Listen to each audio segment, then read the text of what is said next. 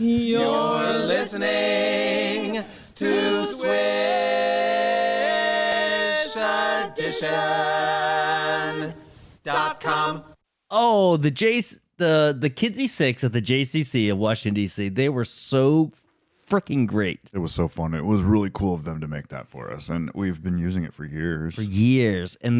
they were. Oh, what are they doing now? They're still doing their thing. Are they still doing their thing? Still doing their thing. Because that was a thing that we wanted them to do. We told them to do like an opening for the show, and that was one take, and they didn't even plan it. No, they didn't. And the .com part was just totally. They just all totally did random. It. Totally random. Totally random. They were great. Talk about Six. If you get a chance to see them, go see them. Talk about totally random. It's another random episode of the Swish Edition. This is episode 399. Oh my God! It's April 18th. And have you done your taxes yet? Because taxes are due today. Since the 15th was on the weekend, they made it the 18th this year for some reason. So it's today. I did not. So Dale and I do our taxes together. We filed jointly, and I couldn't get my shit together in time. We don't owe, and we're not expecting anything back. So I did an extension. So I've got a little more time. Yeah. I'll get it done. I've got all the paperwork piled up here on my desk here, right next to my microphone. I'm going to get it done. Last year, our return was 147 pages long. So it's a little complicated. We've got several businesses and things going on. So, it's not fun. And I had to print it out and mail it in because for some reason it wouldn't go electronically. Well, you know why that was.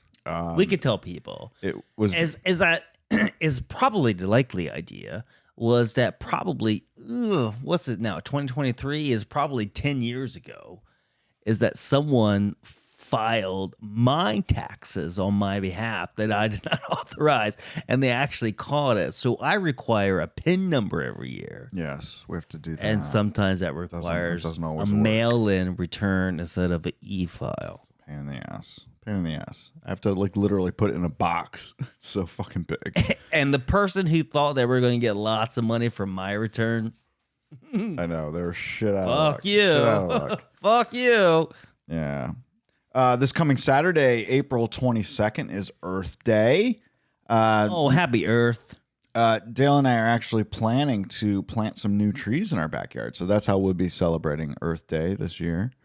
We're I don't know if I should say this. We're actually killing 5 trees. We're taking 5 trees out and adding new ones in their place. Well, I think that's okay. As long as you replace them, it's okay, right? But you know what? We're taking trees out that do not belong in this environment. Right.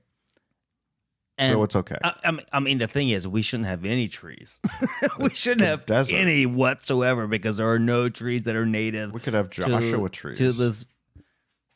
Yes. And tumbleweeds. I think Joshua trees are just so ugly. They're just so ugly. They're cool. And I've never actually been to Joshua tree in California, but I just think they're just very ugly trees. Gotcha. Melissa's been there. She's taking pictures of the Yeah, but they're still ugly trees. They're still ugly trees. Hey, breaking news. McDonald's is revamping their burgers. And they've also reintroduced the classic cartoony Hamburgler. He's back. He's part of their new campaign for their new revamped burgers. Did you hear about this? You know what? I feel like I like this, but you know what I feel like is going to happen? Is that this woke shit is going to say, oh, why are you putting this guy in a prison jumpsuit who is happy to be in prison in the media? He's a Hamburgler. It doesn't matter what he is. Burgers. He's in a prison jumpsuit suit, and he's stealing things regardless of what the theft is. Oh my God, that's not what we're talking about. And regarding all the theft. I mean, Walmarts are closing. We're talking about that. Walgreens are closing. We're talking about that later in the show. And now you got the Hamburglar, whose only job is to steal hamburgers. It's going to be a woke bullshit thing, and McDonald's is going to have to pay for it. Oh my goodness, that's true. Okay, that aside, and yes, I think that is a valid point. McDonald's is now improving their hamburger, cheeseburger, double cheeseburger, McDouble, and Big Mac. The improvements include softer buns,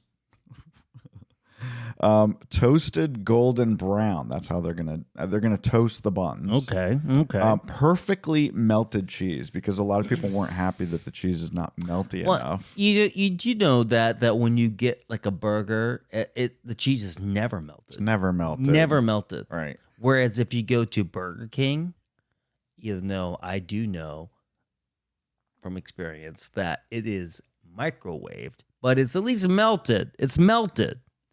They're also they're also introducing a juicier caramelized flavor, and they're adding white onions to the patties. So they're going to grill white onions with the beef on the grill. Perfect. Yeah. Perfect.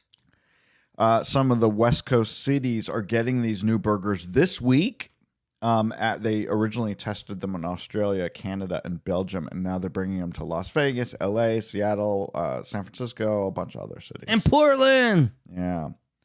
McDonald's increased their sales by 11% last year. So now you know. All right. Are you gonna go out and try one of these new burgers?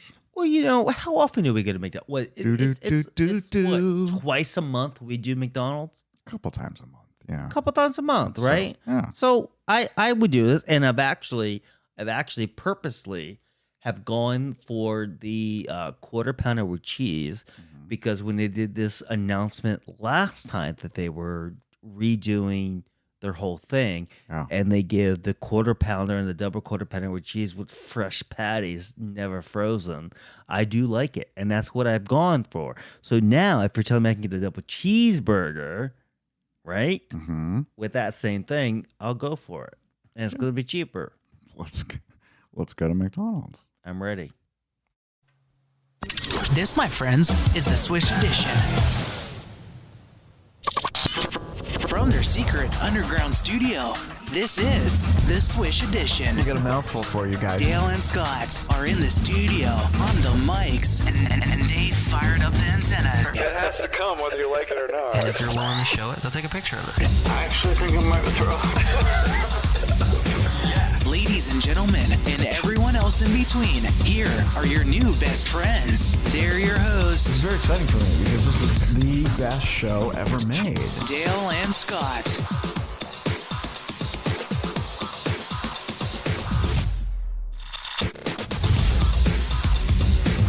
So, to not be just one fast food restaurant centric, we got to talk about Burger King too. In related burger news, Burger King is testing a new sandwich in 2 cities. It just happens to be Las Vegas, and the other city is, of all, Minneapolis. Minneapolis! It's called the Bacon Jam Brisket Whopper. Hey. It started yesterday. It's a flame grilled beef patty with shredded brisket on top, American cheese, crispy onions, and a smoky, sweet bacon jam on a sesame seed bun. That sounds great. Do, do, do, do. Oh, that's not their song. Have it your way. That sounds great. That sounds great. While supplies last. They're testing it. They're just testing it here in Minneapolis. All right, well, here we go. Yeah. You know I have a new brother-in-law, right? Which one? His name is Greg. He listens to what? Yeah. Which one? Oh, I wasn't sure how many. Which one? Well, you have Jay and you have Greg. Oh, that's right. I'm talking about my newest one. Yes, Greg. I'm talking about my newest one. Do it. Who I believe, and I could be completely ignorant and uninformed, that I believe he delivers. He's a truck driver and delivers food to these types of restaurants. Yeah. So I'd like to get his take on what he thinks is his favorite burger. We should do that. We should talk. We to him. should do it. He should be on the show. He should be on the show. Yeah. All right. We'll talk to He's him my about that. BIL brother-in-law. He's my new Bill. There you go. Speaking of Las Vegas, we got lots of Vegas news. If you guys are coming here, and you should, just met up with a friend a couple days ago who I knew from years ago from DC. That was fun. She went to the Katy Perry concert, actually. Hey, she took her dude. kids and her husband there. That is a show that would not disappoint. Katy Perry's play residency at Resorts World is going to be coming to an end. It has been announced. She's going to be playing there through November 4th. Now, that seems like there's a lot of shows left. So if you guys want to see her, the show runs through May, July, August, October, and then ends on November 4th. She's coming back. She's coming back. You've got dozens and dozens of chances to still see her. And literally, we want to go. I was just telling Dale earlier today, I want to go again. We went once, and I had It was such so good. an amazing time. We're in the 4th row. It's not because it's not a concert. It's an It's a actual show. fucking show. It's a show. This past Saturday night, Kim Kardashian was there along with Sia and Paris Hilton. They saw the show on Saturday night. And Kim Kardashian and Kanye West's daughter North actually got up on stage and danced with Katy. Oh, of course. That was kind of fun. We've talked about pop-up restaurants and pop-up bars a lot on this show. There's one coming here to Vegas on October 7th and 8th, and tickets are already on sale, which is kind of crazy because it's not happening till October. But it's called Karen's Diner Pop-Up. This is where the servers are all Karens. They dish out sass and attitude, even if the customers are nice to them. The location has not been disclosed yet, but it will be somewhere on the strip. And for $47, you get a burger, fries, a drink, and lots of attitude. Yeah, you know what? I watch enough TikToks and Instagram Reels, and because this is not the first thing Yeah. that's been at Karen's Diner. There's it's been many it's been already. done It's been done before. before. And you know what? Yeah. It's not fun. It's not fun to get just not fun. attitude from your It's not fun. waitress. I feel like there's a difference between these Karen diners, these pop-ups, Yeah. and then Dick's. Oh, yes. Dick's Last Resort. There's one here at Excalibur. There's a difference. Yeah. There's a difference there. They make where, fun of you. And Yeah, it's almost the same thing, but Dick's Last Resort, which is what I'm talking about, Mhm. and there's Yeah. several in the city, is much better than any of these Karen pop-up bullshit. Well, you don't have to go to the Karen. Go with the original. Go with the original. Go to Dick's. The original Go is to always Dick's. better. Get you a hat with a weird fucking saying on it that is gonna, scare your mom or embarrass her. Do Dick's. Fuck these Karen shits. All right. You heard it here first. Yes. One of the places that I love so much, Luke's Lobster, is opening a second location. They have a new kiosk at New York, New York. Dude, Luke's Lobster. What? I So mean, good. It's actual. they're like, blowing up, man. It's like actual Maine lobster Yeah, rolls. yeah, I know. If you guys want a lobster roll and you go to a restaurant and they put lots of celery and extra shit in it, that's not a lobster That's roll. not a lobster roll. Lobster rolls are supposed to be just lobster and a tiny bit of mayonnaise. Yeah. And that's fucking it. Or the lobster and some butter for the Connecticut one. The Connecticut one, the hot one. Yeah. So, one of the biggest news that came out in the last week since the last time we talked to you, Dale doesn't give a shit about this, but I do because I'm a Bravo freak. The BravoCon, which was last year in New York City, is coming to Las Vegas this November. It's going to be at Caesar's Palace in the Forum, which was built for Celine Dion. It's going to be right there. Last year, 30,000 people attended. So this is going to be a big event. Can't stand it. So over the course of 3 days, there'll be meets and greets, there'll be panel discussions, and also Andy Cohen will be here taping his Watch What Happens show. Boo! Okay, enough out of you. I think maybe, I just think it's a horrible just network. maybe, you're I just being think it's a horrible a network. little loud today. I just think it's a horrible network. All right, you don't have to watch it. I don't watch it. You can go to the ID Con. But you know what? You can know go what? to the ID Con. This is my show too. You make me do it, and so this is my show too. I don't make you do it. I don't make you do it. Yes, you do. Do I Yes, hold a you gun to your head and You say don't you're hold a going gun to my tape? head, but all you do is mope around. You're going to It's like, tape 399 episodes of the Swish We should Edition? have done this yesterday. Oh, you make me feel bad if I don't do it, I bitch. hate you now. So yes, I have to do it. I'll tell you, I'm not listening to Dale anymore. And I'll tell you why.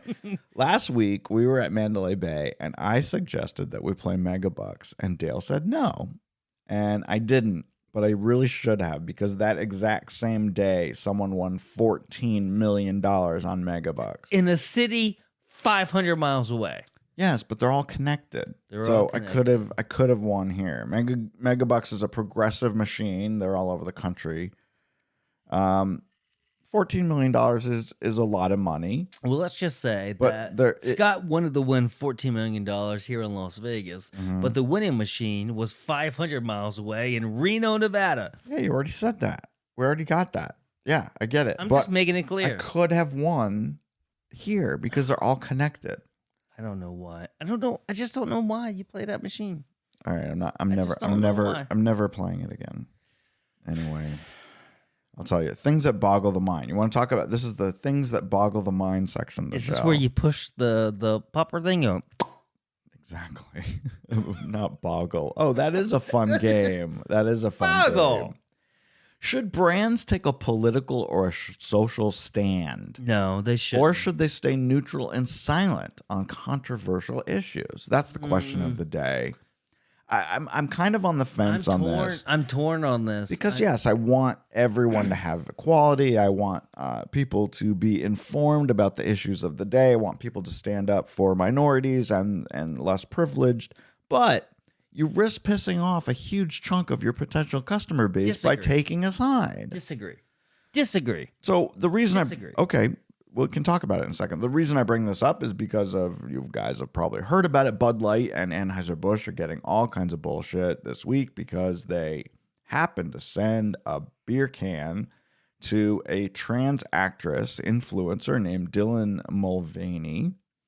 She posted on her social media, and then the MAGA folks lost their friggin' shit because they thought Anheuser-Busch was promoting transsexual people, which they were, and they're including everyone. They love everyone, and they've been a long time supporter of the LGBT community. Long time. As is, I'd like to point out, every single other beer brand in the world. Yes. Literally every single one. Single beer brand, American beer brand, has been a part, not just American, of right around the world. This is what we're talking about here. Is every single American beer brand has been a part of a pride event exactly nationwide. So every single freaking one. So these people who want to not drink Bud Light and not drink Anheuser-Busch products are shit out of luck because they're not going to be able to drink any beer. They're going to drink any beer. Country singer Travis Tritt called for a boycott and banned Anheuser-Busch products from his concerts. Kid Rock posted a video of him shooting cans of Bud Light with a gun. I mean, it's just a little bananas. It is. Just because you're not happy that they sent a beer can to a trans person, it's like none of your fucking business, has nothing to do with you. Anyway. I'm bittersweet about this because for one, how nice would it be that if American corporations didn't take any stance, right? A lot of them don't. How easy would that be for Americans if they just never took a stance at all? Yeah. But when it comes to like pride or comes to any other like nonprofit thing where you need to have these corporate donations, right? And then you're chastised for it, then it's give or take. And what's better in the long run? This country guy who wants to shoot beer cans in his yard, or this other thing? And I think everyone is on the right side. Everyone's on the right side? Yeah. Okay. Yeah. I watch YouTube videos of some country singer whose name I can't remember literally fill a parking lot and had a bulldozer run over Bud Light. It's ridiculous. I mean, to you've prove already what point? you've already paid for this beer, yeah. and so there's no point to be proved. And what I want to ask these people who have done this Mm-hmm. is, what are you against? What are you against? I don't know. You'd have to ask them. If I don't think they can even verbalize what. I they're mean, against. if you're just flat out homophobic, Mm-hmm. then just come out and say just flat out homophobic. Yeah, That's I think that's what they're doing by. But are they? Because I honestly believe that if you actually go up to these people face to face, they're not going to say that, and they should say that. So that's what I want to know. Is Kid Rock actually? Come on, I don't know. full out homophobic? I know you need to look it up. I don't know. But the thing is, the bottom line here is that Bud Light sucks. I'd much rather have a Molson. Oh, regardless, Bud Light's not. Yes, Bud Light's not the best beer. Yeah. Bud Light's not the best beer. No, by However, far. as you and I, who are a Mhm. part of this community, Are right? We're a part of this we? community. We have been, yes. Yeah, for A long time. for a very long time. Yes. And to have these organizations and businesses who want to be on our side, who are taking the stance to be on our side, Mhm. and look at what they could possibly lose, you got to give it up. You got to give it up to Anheuser-Busch. All right. I'm that's what we're talking about. Yeah, I agree. So the thing is that, and I grew up in country music, and I still swear to this day, is that I listen to country music and I listen to some current songs, but my country music ends at 2002. At 2002. Mm-hmm. And I listen to Travis Tritt, and I listen to all these songs, and these are people who are not up with the times and who are going to lose, who are on the wrong side of the argument. There you go. They are on the wrong side of the argument. I think you're right. All right, I want to talk about HBO because HBO announced just this past week that they're dropping the HBO part of their streaming service, and they're just going to call it Max. Come May 25th, they're merging all of their content with Discovery. So Discovery Plus and HBO Max will become Max. My two favorite things. But I just don't get it. The HBO brand is very strong. It started back in the 1970s. It represents quality and cutting edge entertainment. I don't understand cutting the letters HBO out of the brand name because it is the premier cable channel. It is. And So why would you get rid of it and call it Max, which makes me think of Cinemax? It just doesn't make any sense to me. Why didn't they call it HBO Discovery? That would have been a perfect name. that would have HBO been Discovery. that would have been So much better. Yeah, you know what? I was going to disagree with you until you just told me HBO Discovery, which I'd never heard you say before. I think the people HBO Discovery is perfect. The new management at Warner Brothers, HBO, whatever the fuck it is now, CW. they're making a huge mistake on many fronts, not just this one, but they've made a lot of mistakes lately. Can they make mistakes? Because I'm telling you, HBO is killing it. But they're killing it. But will they continue to kill it? They're getting rid of Succession. That's stupid. I would have kept it going. That's a show that needs to come to I would have kept an end. it going. But it's a brand that I don't think. I mean, is it not true that HBO was the original?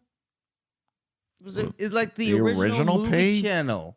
Yes, right when cable started back in the 70s. Right. The first cable paid channel. So they're doing something right. They're doing something right. Just don't lose the name. I think it's ridiculous to lose the name, and they're losing it. They're dropping it. Well, they are losing it, but they are getting something completely different than they've ever done before. Yeah. I mean, they're getting Discovery. I mean, they're getting Joanna and Chip Gaines, for God's sakes. I guess, is that a good thing? So they got, well, that's what they're doing. But you got to have a name to encompass it. And I agree with you. I never heard it before. But HBO Discovery, I like. Yeah. HBO Discovery, I like. It's cool. So there's a lot of talk lately about workarounds from. Okay, so there's the whole share community. What do they call it? The gig community. The gig community. So Airbnb, Uber, Lyft, Rover, all of these sites where you go to book someone or ask someone to do something for you, You're and not they're technically independent an contractors. employee, yeah. Right. Can they survive if repeat customers do workarounds and go directly to the individuals instead of going through the companies that originally they found them through? So we have a personal, we've done this. We found our We have done current this. pet sitter Yes. through Rover. Yes. We booked her through Rover the first time. Mm-hmm. And every single time since, we just call her directly. We Yes. don't go through Rover and we just hand her cash. Yes. So that's a workaround. Every time we take a Lyft, especially if it's an expensive ride like we did when our recent vacation, the driver always gives us his card and says, if you need me to come pick you up afterwards, call me directly. And we've never done it. We've never done it, but we could. He wants us to because he's going to make more money if we pay him directly. But that's different, though. I mean, because we require more rides to places than we do require more dog things. I get it, but I'm just giving you examples Yeah. of these workarounds. So anyway, there's a new company called Heirloom, which is trying to make it easier for people who have house rentals and apartment rentals who list their rentals on Airbnb to go with Heirloom as an alternative option because they're half the price, maybe up to $125 cheaper than Airbnb. They also allow these folks to list their rentals on Airbnb and Heirloom at the same time, which I think is great. It gives you an alternative, and it lets you do it for a cheaper. There's a cheaper way. So if you book it once through Airbnb, the owner would then say to his customer, said, hey, if you want to come again, you can either pay me directly or go through Heirloom. Right. Yeah. So it's kind of an Airbnb workaround. Right. Airbnb, as you know, has gotten a lot of shit recently because of their cleaning fees and service fees and their random stupid shit fees. But it's not Airbnb's fault. It is their fault. They It keep, is not They keep their upping fault. their fees, and they don't have just one flat fee. Just have a flat fucking fee. Those fees are imposed by the homeowner. You, as a homeowner, list your property on Airbnb, you're paying a completely different fee outside the site of anyone who's looking for your property. What I want, and we've talked about this many times on this show, I want one fucking price. I want to go to Airbnb. I want to see. I want a price. It's $280 for the night. Period. I don't give a shit what you're using the What you money use it for, yes. I don't care how you break it down. Just give me the fucking price. Because it pisses me off that if I'm paying $500 for the room, that you want to put a $150 cleaning fee on top of that. No. Fuck Bullshit. you. Bullshit. Fuck you. Just give me the price. I'll decide if I want to pay it or not. Right. I don't want to know how much it costs to clean the fucking thing. Airbnb's gotten shit is because they allow these people to, and why this has even become a thing. Yeah. And so, and you know, we've talked about this many, many, many times before. Is that you get an Airbnb and then you're paid, and then you have to charge like $100 for please put the towels in the sheets in the washer before you leave. Please take out the trash and put it in this bin. Please start the dishwasher. Fuck you. Yeah. Fuck you. I'm paying to stay here. I'm not doing any jobs. I'm not doing any job. But we do it every time. But we do it Yeah. because I want to keep my rating up.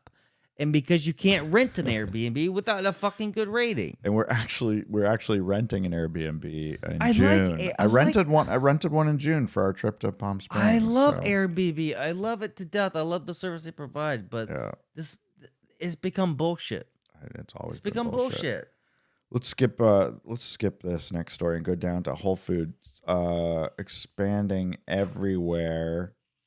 Whole Foods is expanding, but closing their 64,000 square foot flagship store on Market Street in San Francisco after opening just a year ago. Well, obviously. Why? Obviously. They're scared for the safety of their team members because of drug use, rampant crime, and mental illness problems in the neighborhood where the new store is.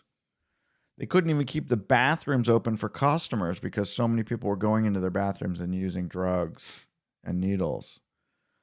Many downtown areas, especially on the West Coast, are starting to crumble. Because of, and this all really kind of started with COVID, and a lot of office spaces closed downtown, small businesses closed and never reopened. A lot of people are still working at home for some fucked up reason. And they can't keep the store open. And San Francisco cannot get a handle on their crime. San Francisco is losing businesses every day. And since I wrote the script for this show, I got this message.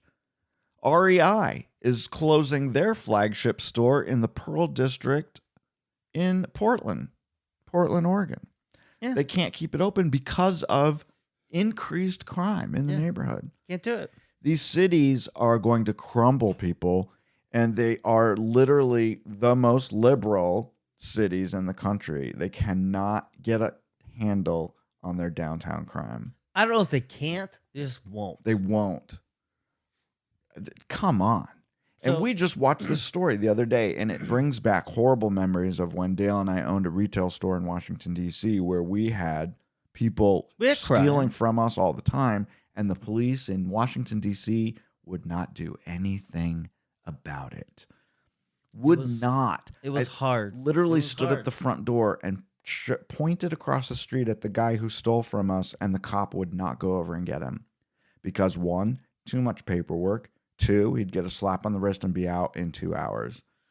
And that's what's wrong with our society. And I think it was assumed that we would just have insurance take care of it. If you steal something from someone, you should be locked up for a couple years. Lock them up. If there's no penalty for doing it, then why would these people continue to do it? Well, literally, we've lost our direction in this country when people get away with shit like that. Yeah. Completely lost it. And I'm a horrible person. I don't want people to go to jail for the rest of their lives for doing something, a mistake or something stupid, or they're desperate and they need to feed their families. That's not the kind of people that were stealing from us. We know the people that were stealing from us, and we knew exactly who they were because we lived in the same neighborhood as them. We lived in the same neighborhood. They were fucking criminals who did not give a shit. I saw the guy leaving for work, passing a apartment building, and he was like the super. He was the front desk attendant. The front desk guy. We knew, and he stole clothes from us twice. We need to get a handle on this. I just don't even. I mean, it's so. And these smash and grabs. Remember, we were just watching a story on that where these guys, the whole groups of people go into stores like Fenty and Louis Vuitton, and they steal like 80 bags at the same time. It's like, yeah, I'd shoot them in the fucking butthole. And if these cities and communities don't want these types of businesses, which pay taxes and pay for employment, you got to get a handle on this shit. But it makes me not. San Francisco is literally one of our favorite cities to visit. It's a shithole. But I don't even want to go there now. No. I don't.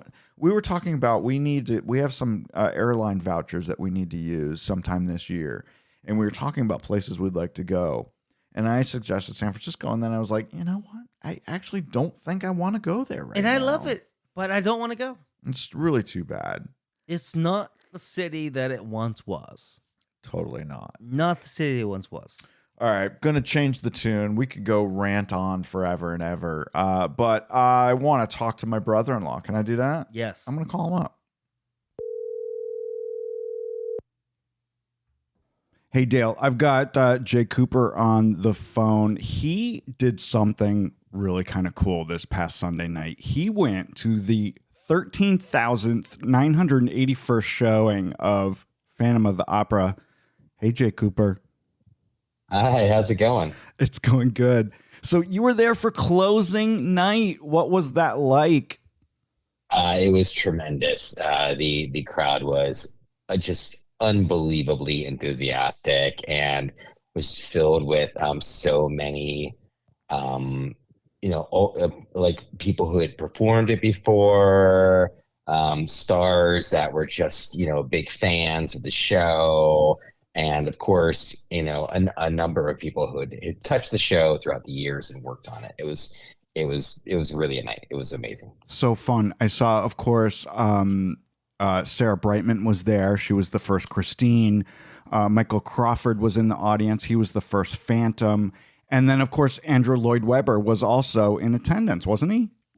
Yes. So Andrew came out on stage when they took the final curtain call. It was, of course, as usual, all of the performers came out and took their bows one by one, leading up to obviously Christine, who's played by Emily Quachu, was the first, Black actor to play Christine. She's been in for a while. And then the Phantom himself was actually not Ben Crawford in last night's performance. It was the understudy, Laird McIntosh. It was fantastic. So that was a little bit unexpected, but it was amazing. And Ben did come out at the end when they were taking their bows. But then Cameron McIntosh came out and spoke about it, and he brought Andrew out, and then they brought out the entire original cast. And then they brought out all of the stagehands. Like everybody that was working on the production came out in unison from the onto the stage, and it was really wonderfl. It really felt like a real communal experience. Yeah, and of course they also gave the chandelier itself its own shiny moment and recognized it. So, which is, the chandelier is really, honestly, is a character in and of itself, and got such crazy applause. It really is. And if you guys don't know, this show went for 35 years. And like I said, almost 14,000 performances.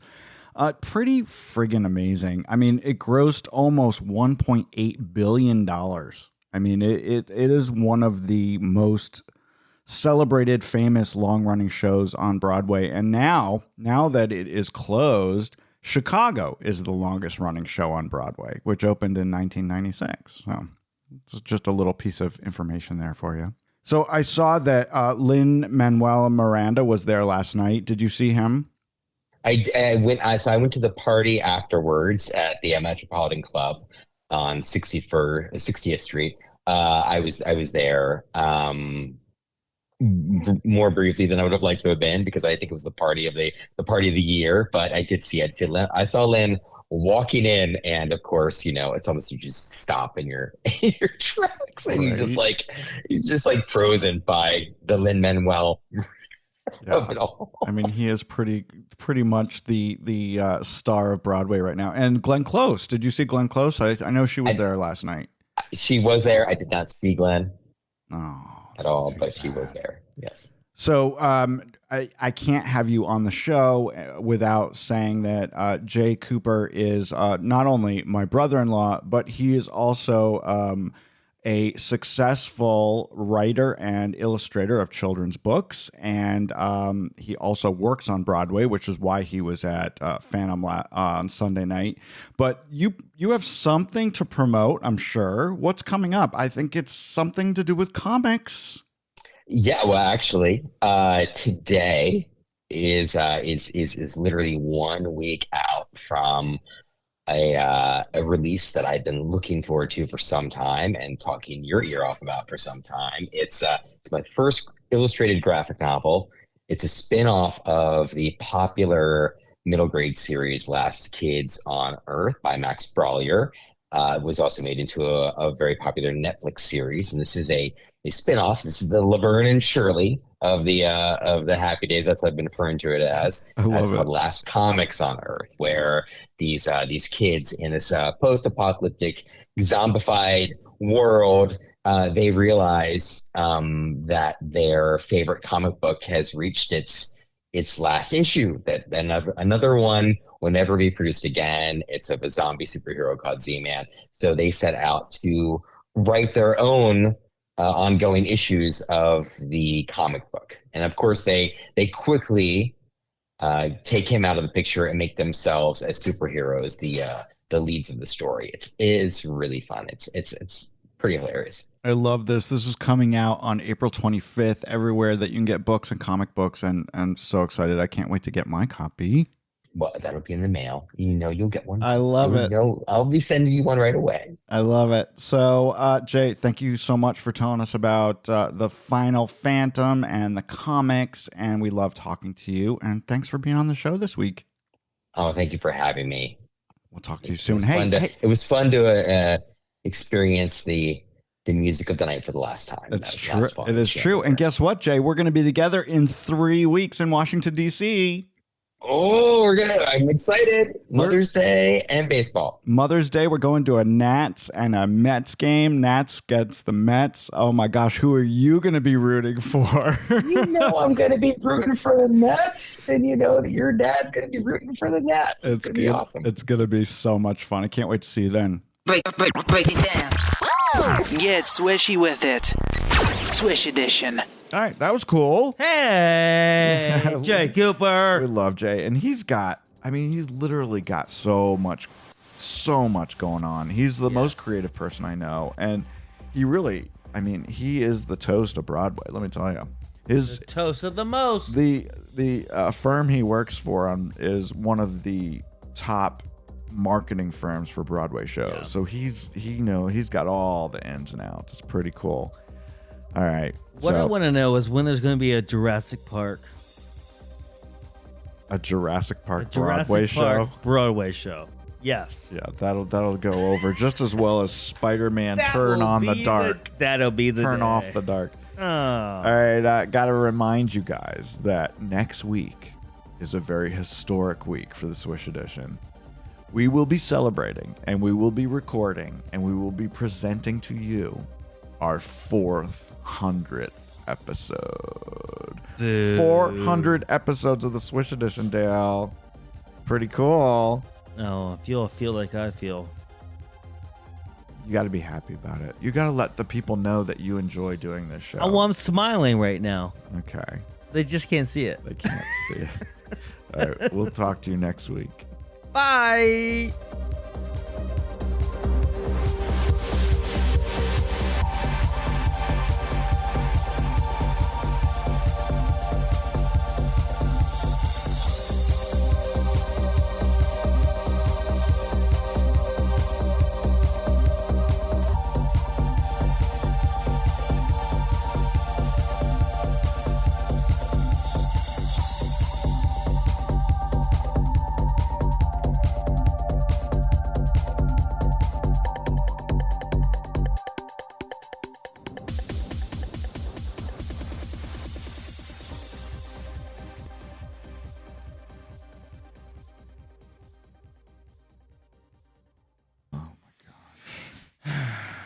All right, ready? Let's go. Let's get it done.